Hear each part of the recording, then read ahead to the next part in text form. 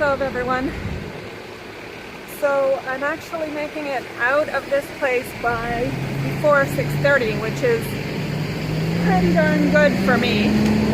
And I'm here wearing my sandals because we're hiking on the beach today. Don't know if that's a good idea, but hey, well, the hiking on the beach is what it is, but I don't know about the sandals, if that's a good idea, but we're hiking on the beach, so the sandals it is. So it's 6:30, 20 past 6 in the morning. There's a crazy, insane chorus of birds that's serenading the sunrise. Roosters and all these other birds that you might or might not be able to hear. And just like those egrets that I saw on the cows the other day, a lot of this is probably part of the annual bird migration from Africa to Europe, which takes place through Israel. And everybody's talking about the birds right now. Just to the north, the next little town, or I guess maybe it's a kibbutz on the Mediterranean Sea on the coast here, is a place called Magan Michael. And there's a bunch of people that have been going up there to watch the birds yesterday and today. And apparently that's one of their stopping places. And the Hula Valley, where we were a couple of weeks ago, that's a huge bird watching place. And I don't know anything about birds, so the only thing that I noticed was that all of a sudden one day there were no birds anywhere around the cows, and all of a sudden one day there were these gorgeous white crane-like things hitching rides on the cows. So that was kind of funny. And hopefully I'll see some more birds along the way. But I don't really know what to say about them because I don't know anything. Anyways, headed down to the beach, and then we're going to continue on to Caesarea. And like I said last night, you're going to love it. Alright, so we're out here on the beach, and so far it's nice and cool this morning. Partially because, well, wholly because I got out so early. You probably can't see it, but there's a splendid sunrise. The selfie camera really doesn't do it any justice. But we're on the other side of the beach from where we were yesterday. We were on the public swimming beach yesterday. This is, behind me is something called the Blue Bridge. And I'm sorry, I don't really know that much about it. I know that it has something to do with the Ottoman Empire and a visit by Kaiser Wilhelm II in 1917, I think it was. It was built for that visit. Obviously it's fallen into a state of disrepair since then, but it's definitely not Roman period at all. Behind me here is something called Tel Taninim, and Taninim means, I think, crocodiles. So there was tons of crocodiles in this swamp that this area was when the Bedouin arrived here, and maybe later. But they drained the swamp, and the crocodiles were killed off. They had been brought here, I guess, from Egypt. I don't know. So that's the Taninim. And the Tel, as in also in Tel Aviv and Tel Dan and other things, it refers to kind of a hill that's been created by successions of ruins of basically, I guess, towns or civilizations.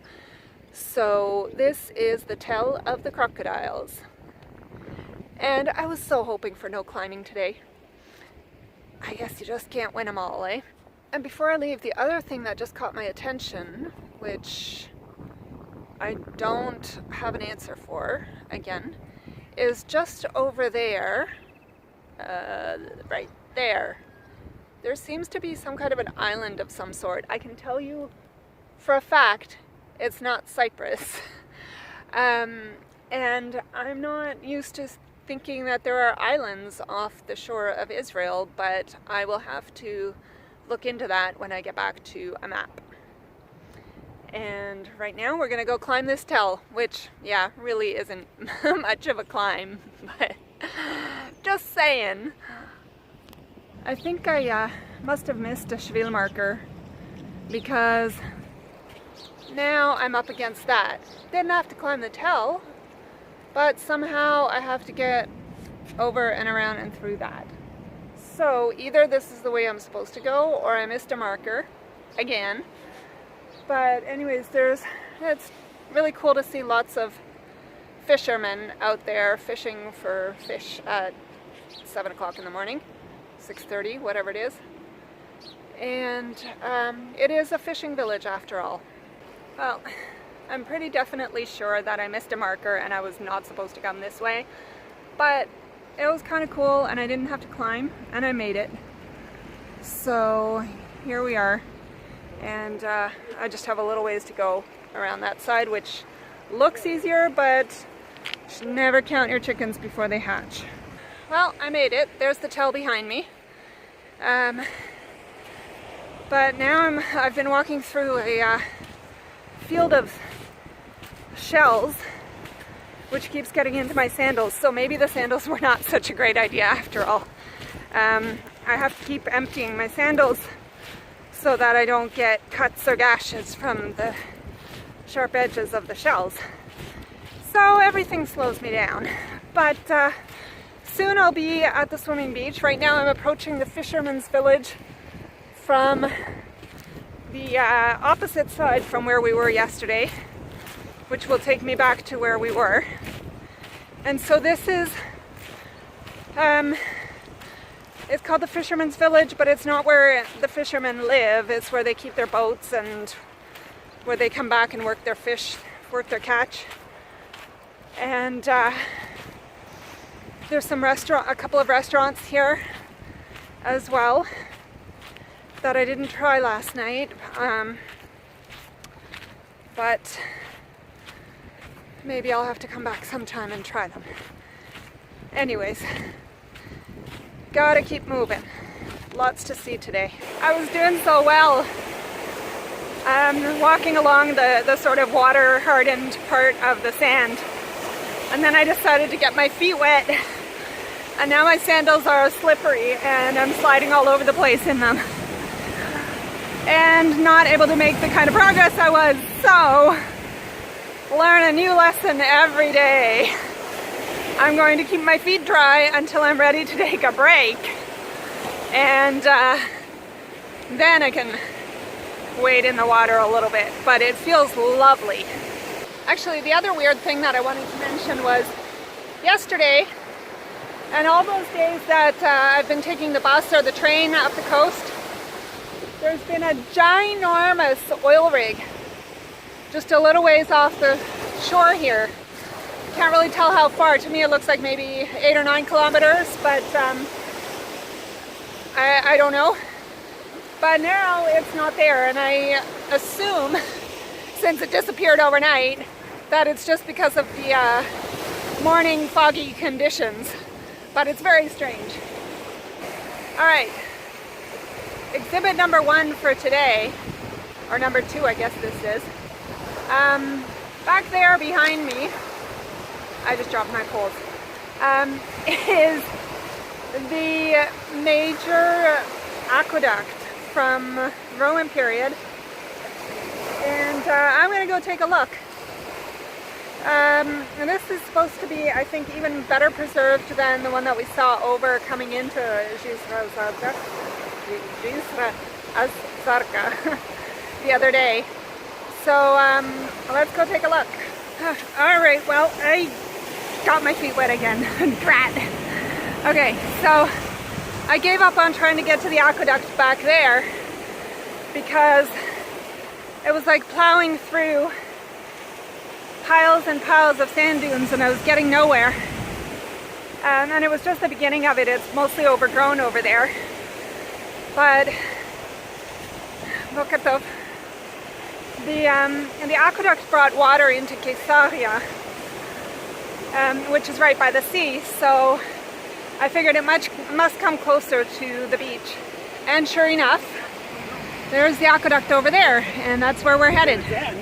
So this is pretty funny. I don't know if you can see it against the sun, but that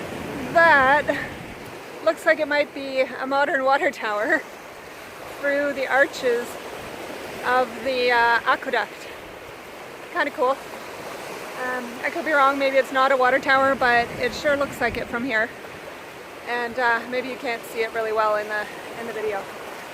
So I'm going to go over to that section over there where it comes closer to the beach, because I don't want to climb through all this sand. It's really hard, tough slogging to walk through it, and it's much better along the this packed down, wetter sand. So this is the aqueduct in Caesarea. I've wanted to see this ever since I knew it was here, and it's unbelievable. Yeah, everything's unbelievable. I know, but it is. I mean, look at this.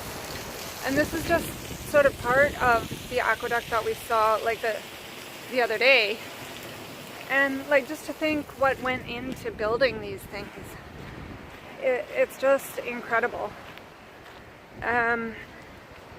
But you also got to think about the human cost, because a lot of it was probably, I don't know if it was slave labor or if it was soldiers or what, but toiling in the heat down here, moving all these bricks and stuff.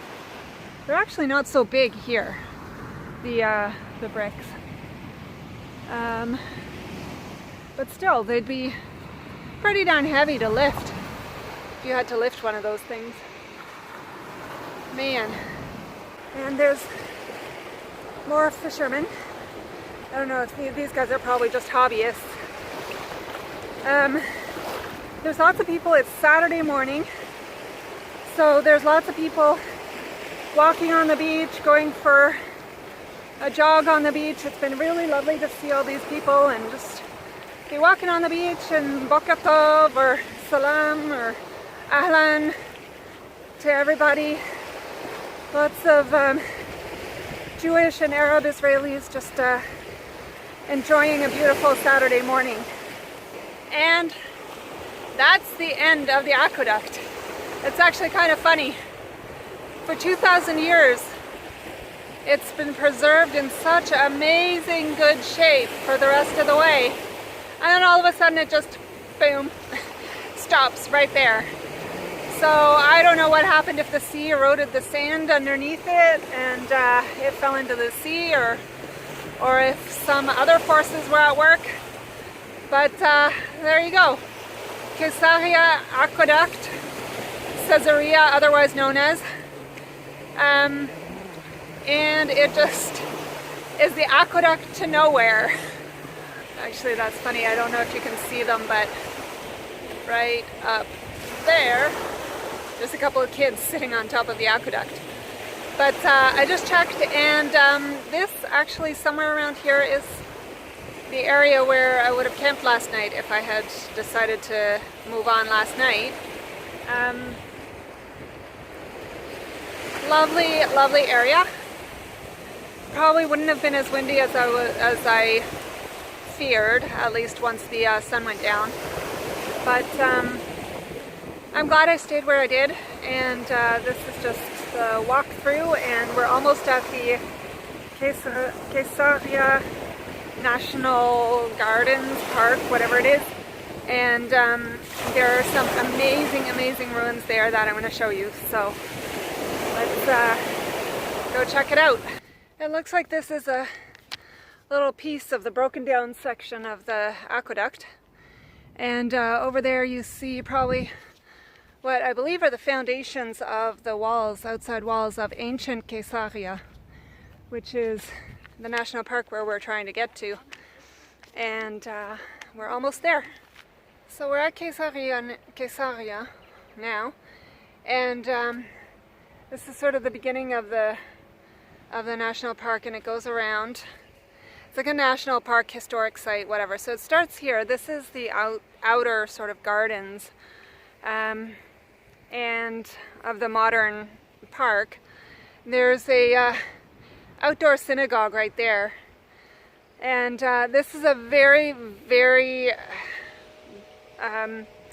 famous and desired place for weddings and other parties, bar mitzvahs, bat mitzvahs, things like that. But especially it's humongously popular for weddings.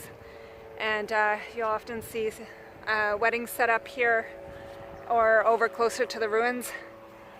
And we're gonna go check that out right now because I love this place. So this is the part that I didn't know. There's actually a whole outside section, that's this one, of the site that is a medieval Crusader fortress and city, and was passed through by a lot of pilgrims during the Middle Ages. So that's what this part is, and then on the other side of this Crusader fortress is the main attraction, which is where we're trying to get to, which is the Roman period city of Caesarea, which was built by Herod to honor Caesar Augustus, I guess, at the time. And it was a huge port city, very important city in that time period. And you can still see it from the ruins. It's fascinating. And this is pretty funny.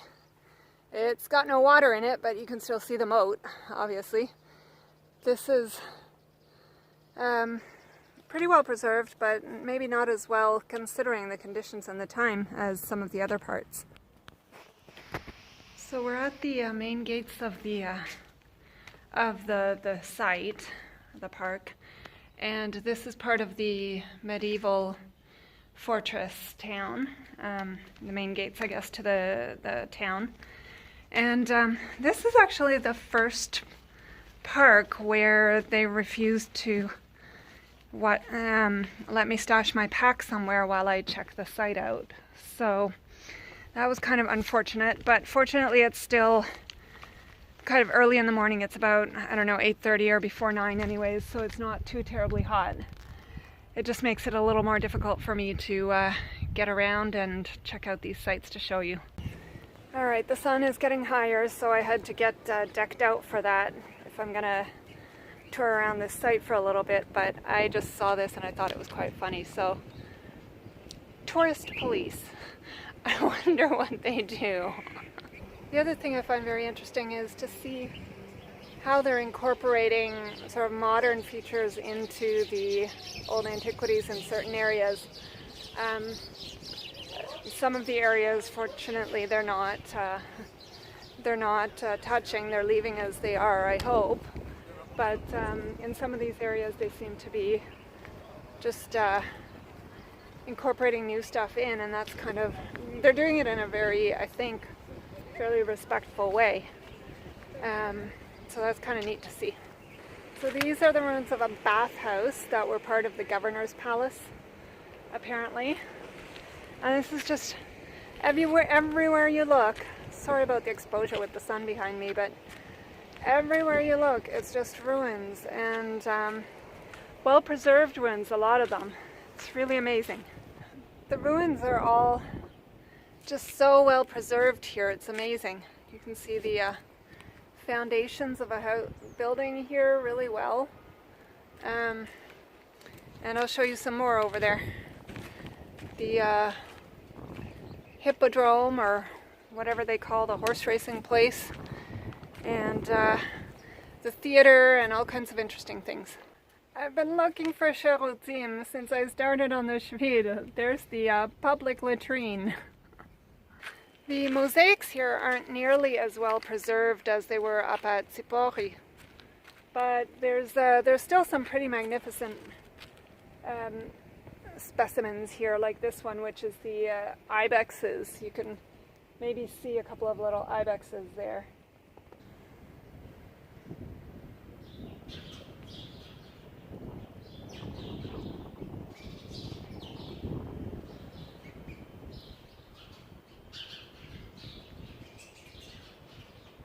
apparently this was part of the public bathhouse.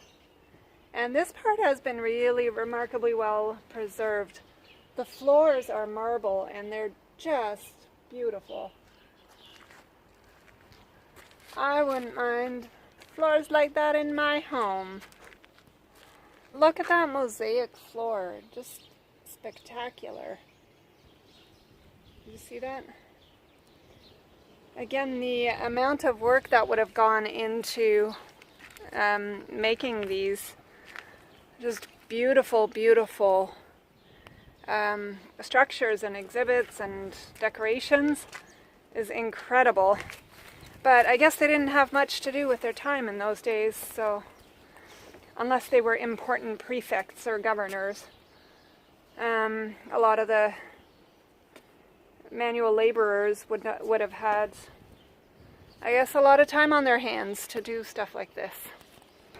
So this is the hippodrome where they would, I guess, race their horses or whatever. Goes in an oval from the south end over there. You can see the seating areas. You can sort of see the, not really right there, but over here you can see the remains of the middle of the oval. And then it goes up to the north end over there behind that tent somewhere. And more seating areas for viewers to watch the horse races here.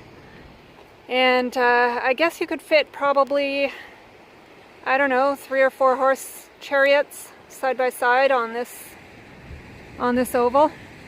So this is the famous amphitheater from Caesarea. And as you can see, it's incredibly well preserved. And it's still used today. It's actively used today, as you can see, for different events and concerts and all kinds of events. And it's all set up for something right now, probably some kind of party related to, or concert related to Sukkot, which is the holiday coming up. And it starts tomorrow night. Alright, so this is pretty miraculous, I gotta say. It's only 10 o'clock. And I've already done my obligatory hiking for today, which granted was only 5 or 6 kilometers, but still. And toured the ancient ruins of Caesarea. So that, I think, goes down in the books of miracles. And now I'm stopping at one of these restaurants, cafes in the national park to have some breakfast or brunch.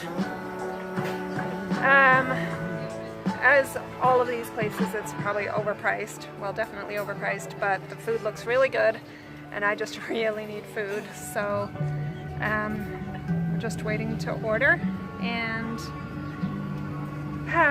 then we're pretty much done for today. Then I just have to figure out where I'm going next. And I just discovered my first wound from this expedition, which is probably from the wet and the sand and the grit getting caught in my sandals. So, oh, and the flies really love it apparently. No thank you. That was kind of ironic. I've climbed mountains, clambered over rocks, slid and bum maneuvered down cliff sides, and the first time I had to break open my first aid kit was walking down the beach. Yeah, the Shvil is something different entirely, isn't it?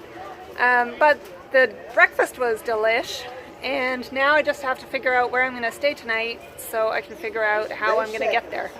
Alright, I got a hold of a trail angel, so I decided to start walking instead of sitting inside the gates of Caesarea watching tourists.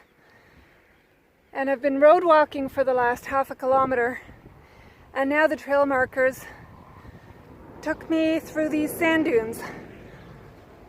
I don't get it, but okay, sand dunes are nice, but I really would appreciate some shade right about now. Worst time of day to get started. I think I started from Caesarea about 1:45 or 12:30, 1:45. And not a good time to be hiking at all. So I think I made another mistake again. The same mistake I keep making over and over and over again. And there's no way I'm going to catch a lift in these sand dunes. So I hope this doesn't last for long. But I do have to say there's some pretty magnificent sand dunes. And I never would have seen these if I hitched a lift. So I guess that's something, but some shade would be nice. And after the sand dunes, where is it? The power plant. Woohoo! But before that, guess what I see? Shade.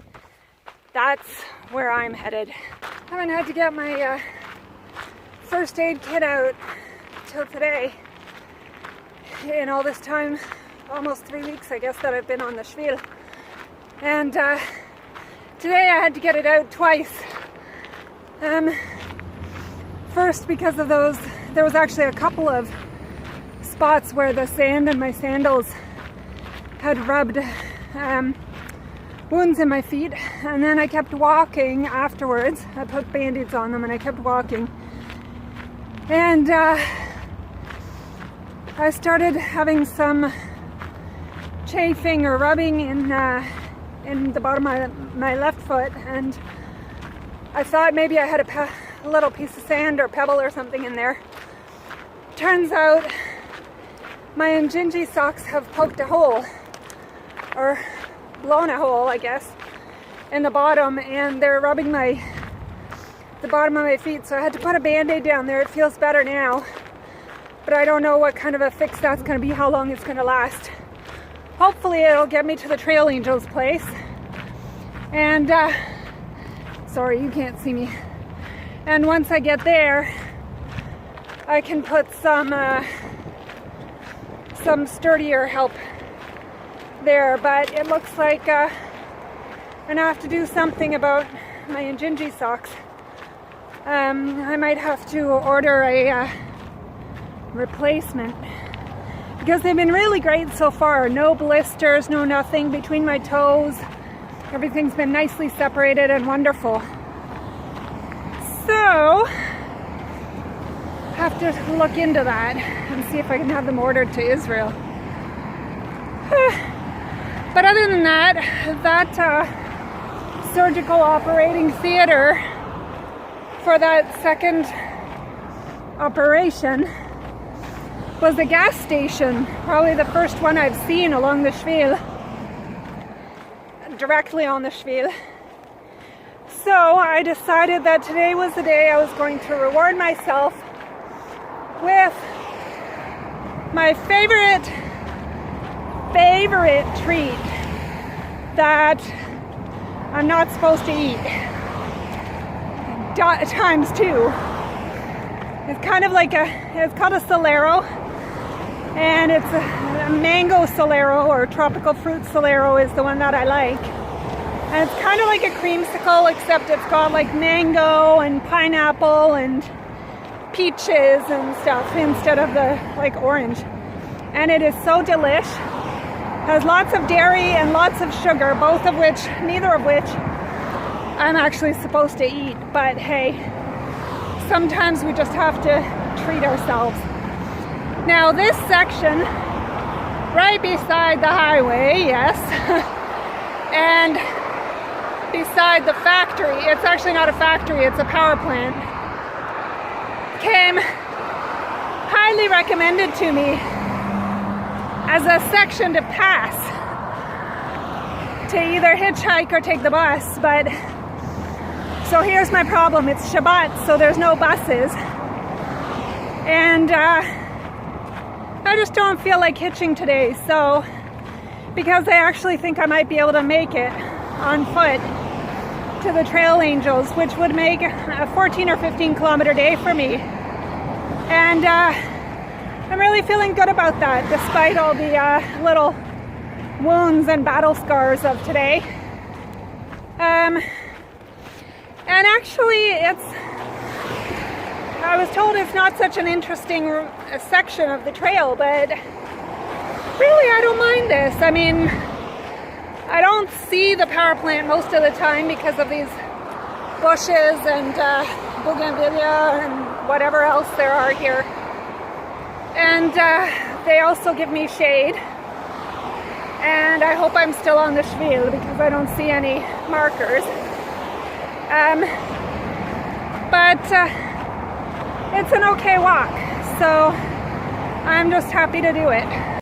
So I made it to the Trail Angels place in a place called Givat Olga, and they're really, really nice. A couple of students, young couple who actually got together on the Shvil, so that's kind of a neat story.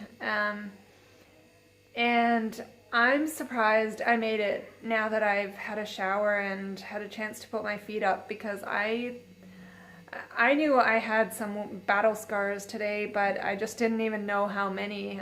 I've, in addition to those scrapes and abrasions I got from my sandals and the sand on the beach, I've also got my first blister, apparently, and I'm not quite sure what to do about that. I'd like to pop it, but I probably should. But I'm gonna have to think on that for a little bit. And my feet were really, really swollen at one point when I was looking at them, so they've really been roughed up a little bit, and I don't know what that rest day yesterday did. I thought it would help. And I think probably it did, but yeah, anyways. I have to check how many kilometers I did today. It was about 14 or 15.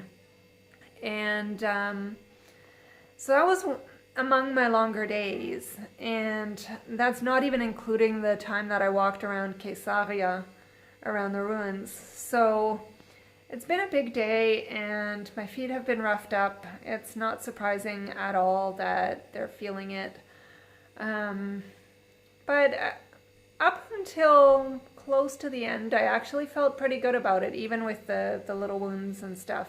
Like I said earlier, I felt that, you know, I did pretty well, and the only trouble was the last little bit was a really kind of bleak, sort of straight road through the sand dunes, kind of an access road to the river park, and that was just really hard. By that point, my feet, I think, were trying to tell me something. So anyways, I made it. I'm here. They've gone for a run and left me to sort of relax and nurse my feet back to a little bit of